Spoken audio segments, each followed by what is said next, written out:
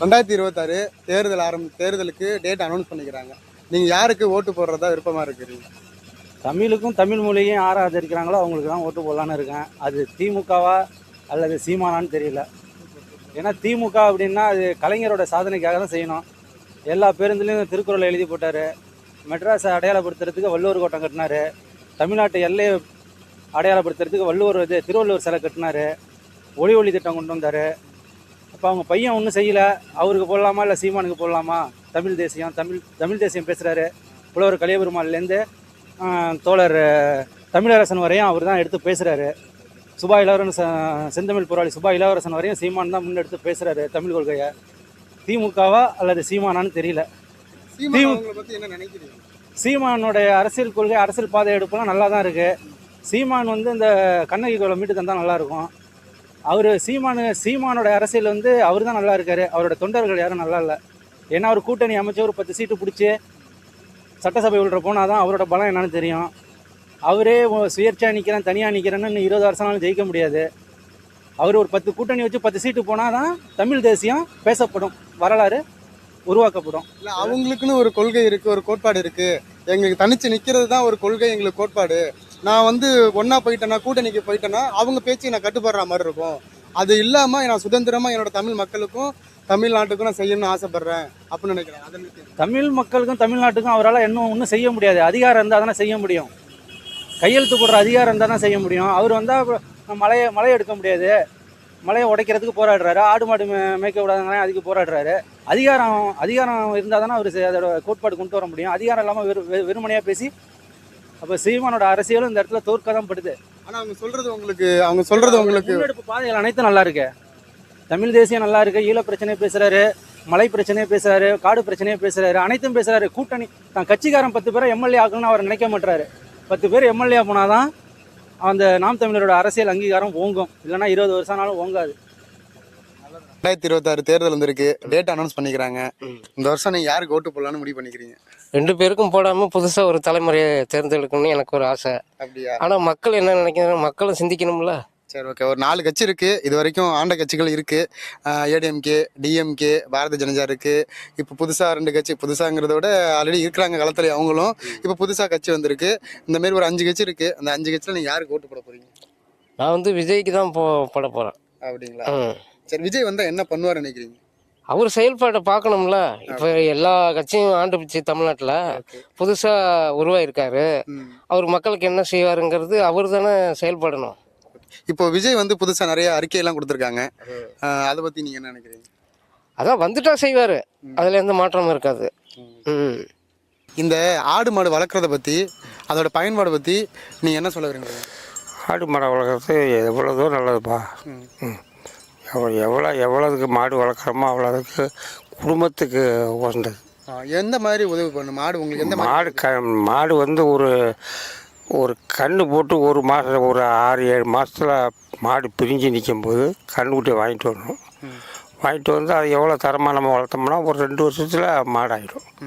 அதனால் நமக்கு நன்மை தான். அப்புறம் இந்த பால் கறக்கிறது பசுமாடு பால் கறக்கும். அதில் நம்ம அதில் 2-3 மாடாவது பசுமாடு வச்சுருக்கணும். காலை தான் அதிகமாக இருக்கணும்.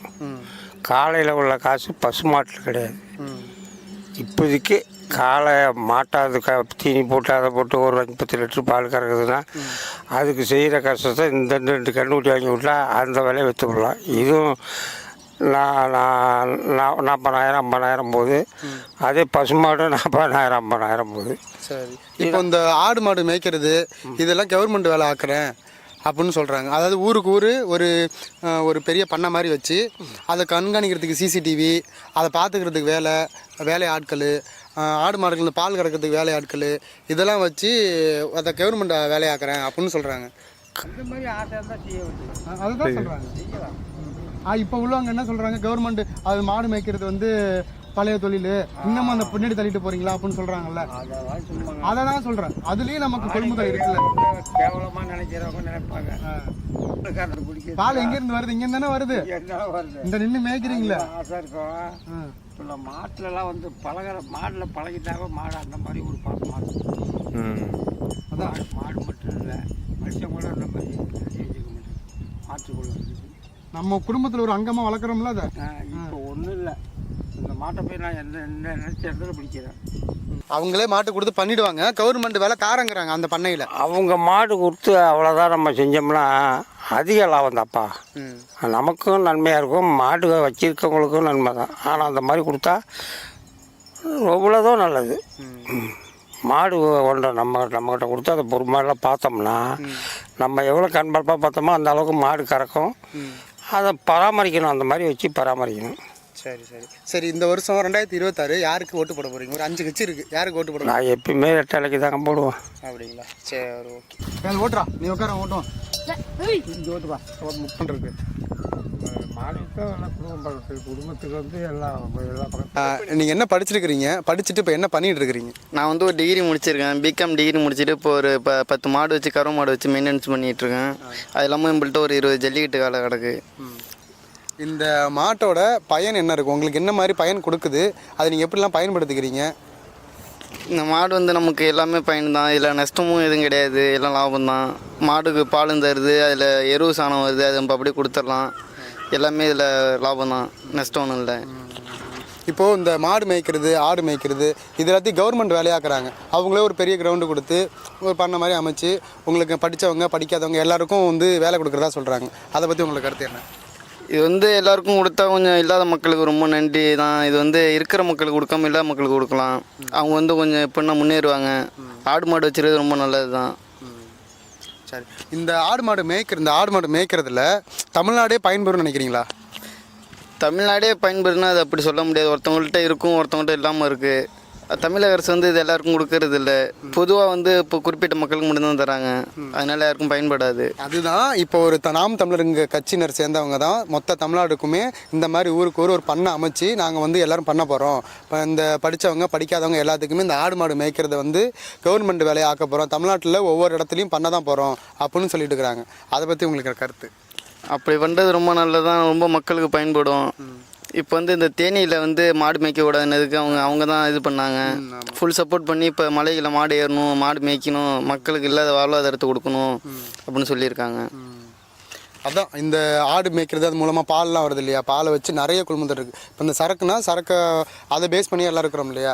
அதை தவிர்த்துட்டு அடுத்து இந்த பால் உற்பத்தியில் நிறைய தமிழ்நாட்டுக்கு முன்னேற்றம் வரும் அப்படின்னு சொல்லிட்டுங்களா? அது உண்மை தானே? அது உண்மை தான். பால் ஒன்றும் வீணாக பொருள் கிடையாது. இதில் பாலில் தயிர் நிறையா, மோர், வெண்ணெய் நிறைய எடுக்கிறாங்க. இதில் லாபம் தான் கிடைக்கும், நஷ்டம் ஒன்றும் ஆகாது. தஞ்சாவூர் மாவட்டம் கும்பகோணம் வட்டம் நீலத்தனூர் ஊராட்சியில் தம்பி வந்து டிகிரி முடிச்சிருக்கான் தம்பி.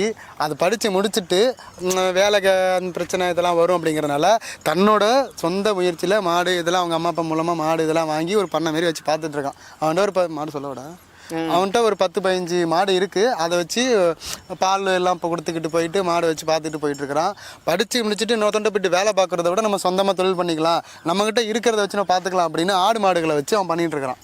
தம்பி ஒரு இளைஞர் பண்ணதை எல்லாருமே பண்ணலாம். அதை வந்து நம்ம பின்னோக்கி போகிறோம் அப்படின்னு ஒன்றும் கிடையாது.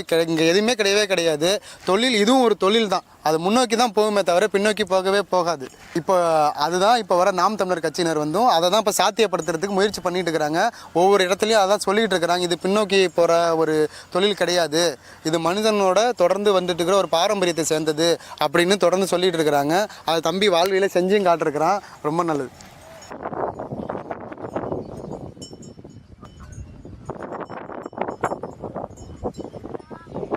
50 கோடி சாராய பொருளாதாரத்தை தேடி ஓடுறத விட 150 கோடி பால் பொருளாதாரத்தை தேடி போகிறதுல தப்பு இல்லை.